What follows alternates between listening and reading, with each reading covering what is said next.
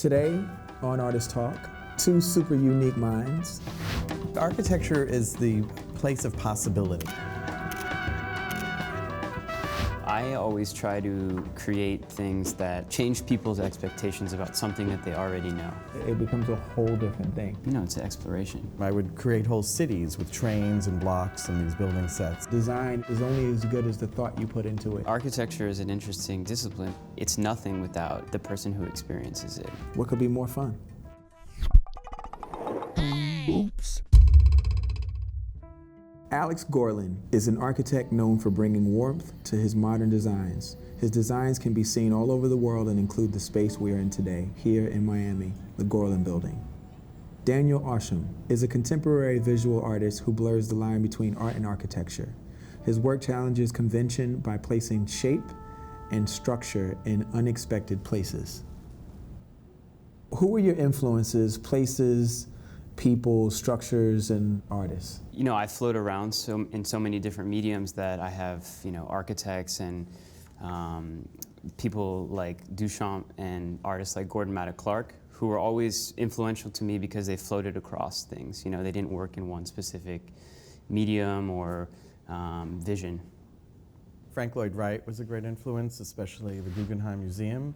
So growing up in New York City, going to that space and seeing how architecture could be sculpture and how you move through space in this great spiral, it was very inspiring. And also the work of Le Corbusier, this French architect, who, that was also architecture as sculpture with very bold shadows and forms. And those things were like, when I saw them first, it was like mind-blowing. Also, as an architect, to have this take place in a space I designed in my own apartment is amazing.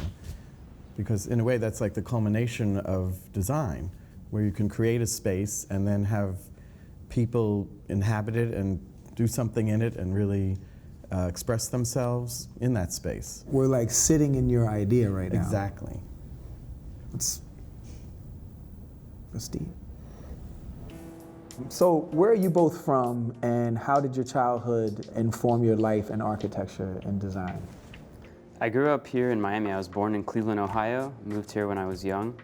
But I've been working a lot actually this year, this being the 20th anniversary of a storm that was here, a hurricane called Hurricane Andrew. Yeah. So a lot of the pieces that you saw in the exhibition in Paris, the ones that are made out of these broken materials, it's kind of about sort of taking this, this shattered glass and reforming it back into something that has a kind of purpose to it or an intention. So the experience of living through that storm and nearly being killed in that storm has come up a lot this year for me. I know Andrew because it actually was such a violent storm system that it blew open the zoo here, and that happens to be the reason why Miami has so many exotic birds. Right.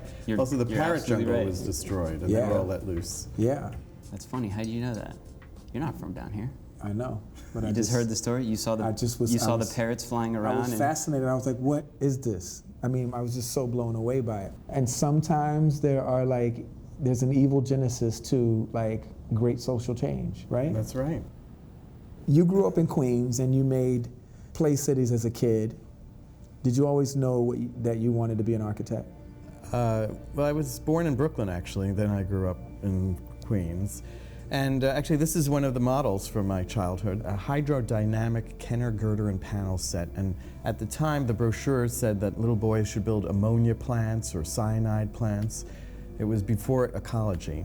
So, but it was the act of putting it together in these little pieces and these kind of cylinders that would have water come through it, that just the idea of making something unique. And in my parents' living room, I would create whole cities with trains and blocks and these building sets. So I guess from the beginning, I thought it was something I wanted to do. Yeah, how old were you there? It was 7. Yeah, it's pretty clear. It's amazing that you still have that. It's like genius. Daniel, you work in several mediums. Did you ever go through a period of confusion where you didn't know what kind of art you wanted to make? People ask me this question all the time about why I float around through so many different mediums. So I have my art practice, and then I have snarchitecture, which is sort of not really architecture, but somewhere in between the two. And then all of the work that I do in stage, primarily for dance. I think for me it's really about sort of not being bored, but always wanting to kind of challenge and bring in a new thing.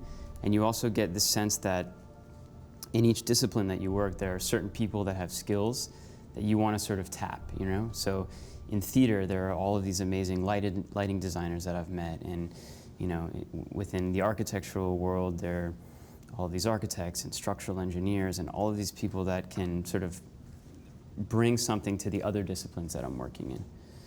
So I sort of like to operate in this space that kind of floats across disciplines or in between them. As a musician, I find myself wanting to do other things all the time. And even in architecture, I like to do different types of work. So everything from high-end residential to affordable housing and homeless housing, and also religious buildings and synagogues. So all of these kind of inform each other. And I think you have to maintain your creativity, you have to really constantly be inspired by different sources and different types of projects and programs. I'll take, you know, a plain white wall and create a sensation that the wall is doing something that it shouldn't be doing. The wall starts to appear almost like fabric, or it appears as if it's dripping. The concept for anything comes from a simple idea that can be sketched by hand. You picture your piece one way, and then when people interact with it, it becomes a whole different thing.